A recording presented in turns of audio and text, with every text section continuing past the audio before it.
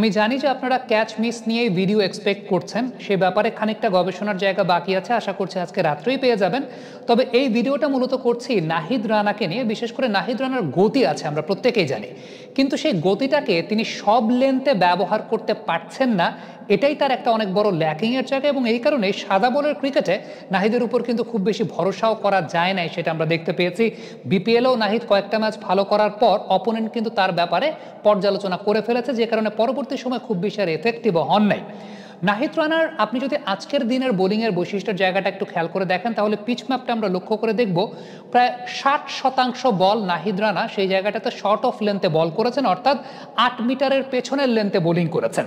এখন এই যে 8 মিটারের পেছনের লেন্থটা, এটাই কিন্তু নাহিদ রানার স্টক লেন্থ, অর্থাৎ তার যে পেসটা আছে এই পেসটাকে সবচেয়ে এফেক্টিভলি তিনি এই শর্ট লেন্থেই ব্যবহার করতে পারেন কিংবা হিট দ্য ডেক করতে পারেন।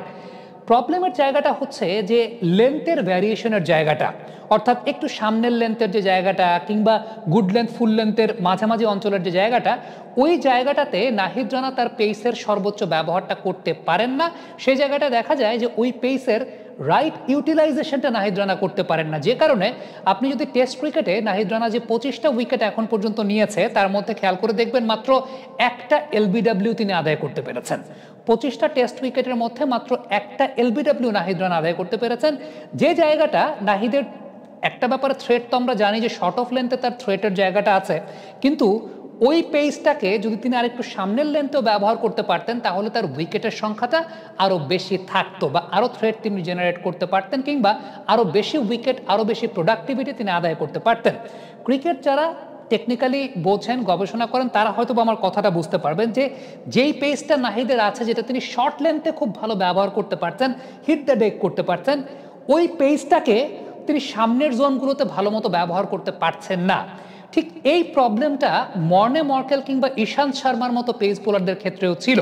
আমি দুইটা আর্টিকেল পেয়েছি, আপনারা আর্টিকেলের সেই জায়গাগুলো ঠিক এই মুহূর্তে পর্দায় দেখতে পাচ্ছেন। একটা মর্নে মর্কেলকে নিয়ে, যেখানে মর্নে মর্কেল তার এই লেন্থ ম্যানেজমেন্ট ঠিক করার পর তার বোলিংয়ে একটা ম্যাসিভ চেঞ্জ এসেছিল এবং পরিসংখ্যানে একটা ম্যাসিভ চেঞ্জ এসেছিল, সেই ব্যাপার নিয়ে একটা আর্টিকেল ছাপা হয়েছিল। আরেকটা ঈশান্ত শর্মাকে নিয়ে, যে 2014 সালে ইংল্যান্ড সফরের সময় ঈশান্ত শর্মার বোলিং পারফরমেন্স খুব একটা ভালো হয় নাই, যেটা 2018 সালে খুব ভালো হয়েছিল, কারণ ঈশান্ত শর্মা তার লেন্থ ম্যানেজমেন্টটাকে নিয়ে, অর্থাৎ যেই পেসে তিনি শর্ট লেন্থে বোলিং করছিলেন ওই পেসটাকে কার্যকরী করতে সক্ষম হয়েছিলেন ফুল লেন্থ কিংবা ফুল লেন্থ গুড লেন্থের মাঝামাঝি অঞ্চলে। মর্নে মর্কেলের ক্ষেত্রে পরিসংখ্যানটা যদি আমরা একটু লক্ষ্য করে দেখি, মর্নে মর্কেল 2006 সাল থেকে 2016 সাল পর্যন্ত শুধুমাত্র শর্ট অফ দ্য লেন্থেই ম্যাক্সিমাম বল করতেন, সামনের লেন্থে খুব বেশি প্রমিনেন্ট ছিলেন না। এই সময়টাতে তিনি বোল্ট, এলবিডব্লিউ কিংবা উইকেটের পেছনে ক্যাচে মাত্র 50% উইকেট তিনি আদায় করতে পেরেছিলেন। বোল্ট, এলবিডব্লিউ বা উইকেটের পেছনে তিনি 50% উইকেট আদায় করতে পেরেছিলেন 2006 সাল থেকে 2016 সাল পর্যন্ত। কিন্তু 2016 সালে তিনি তার এই লেন্থ ম্যানেজমেন্ট নিয়ে কাজ করার পর, অর্থাৎ সামনের লেন্থেও ভালো গতিতে বোলিং করার যে প্র্যাকটিসটা সেটা করার পর, ওই বছরটাতে 2017 সালে বোল্ট, এলবিডব্লিউ কিংবা উইকেটের পেছনে থেকে 62% উইকেট তিনি আদায় করতে পেরেছেন, অর্থাৎ এই জায়গাটায় প্রায় এক বছরে তার 12% উইকেটের পরিমাণ বেড়েছে। এবার ঈশান্ত শর্মার ব্যাপারে আলোচনা করতে চাই। ঈশান্ত শর্মা 2014 সালে ইংল্যান্ড ট্যুরে যে পারফরমেন্সটা করেছিলেন, তার পরবর্তী সময় 18 সালে ইংল্যান্ড ট্যুরের আগে তিনি তার বোলিংয়ের লেন্থ ম্যানেজমেন্টটাকে নিয়ে কাজ করেছেন। 14 সালে খেয়াল করে দেখবেন তার বোলিং অ্যাভারেজটা ছিল 27.2, অর্থাৎ প্রতি 27 রানে তিনি একটা করে উইকেট পেয়েছিলেন।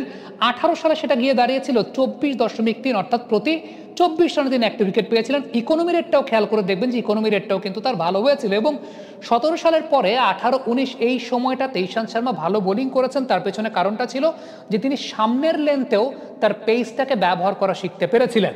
এই জায়গাটা ঈশান্ত শর্মার একটা সাক্ষাৎকার আমি দেখছিলাম এবং সেখানে একটা কথা বলেছিলেন যে তার যে বোলিং কোচ সে সময়টাতে যে কাজটা করার চেষ্টা করেছিলেন, নর্মালি পেস বোলাররা যেটা হয় যে সামনের লেন্থে পেস বাড়ানোর জন্য বা সামনের লেন্থে পেসটাকে এক্সিকিউট করার জন্য নর্মালি সামনে একটা কোণ স্থাপন করে সেখানে বারবার ওই ডিরেকশনে বোলিং করে থাকেন, এইভাবে তারা প্র্যাকটিস করে থাকেন। বাট ঈশান্ত শর্মাকে যে প্র্যাকটিসটা তার কোচ করেছিলেন তা হচ্ছে তিনি যেভাবেই বল করেন না কেন তার লক্ষ্য একটা ব্যাটসম্যানের হাঁটুতে বল লাগানো, মানে ব্যাটসম্যানকে রেখে ব্যাটসম্যানের হাঁটুতে তিনি জোরের সঙ্গে বল লাগাবেন।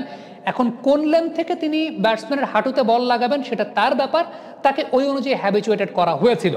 আমি জানি না যে বাংলাদেশের কোচিং প্যানেল বা বাংলাদেশের টিম ম্যানেজমেন্ট নাহিদ রানার এই ব্যাপারটাকে নিয়ে কতটুকু কাজ করছে। শন টেট আছেন সেই জায়গাটাতে, এবং এই বিষয়টা তো দৃশ্যমান পরিসংখ্যানগতভাবে যে নাহিদ তার পেসটাকে এক্সিকিউট করতে পারছেন বা ইউটিলাইজ করতে পারছেন শর্ট লেন্থে, পেসটাকে সামনের লেন্থে খুব বেশি ইউটিলাইজ করতে পারছেন না।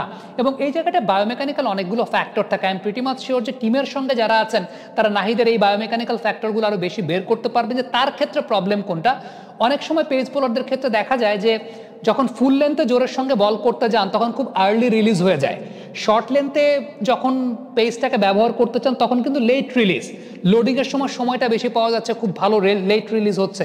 কিন্তু সামনে বল করতে গেলে অনেক সময় দেখা যায় যে আর্লি রিলিজ হয়ে যায়, যে কারণে হয়তো বা ফিঙ্গার রোলিংটা খুব ভালো মতো হয় না।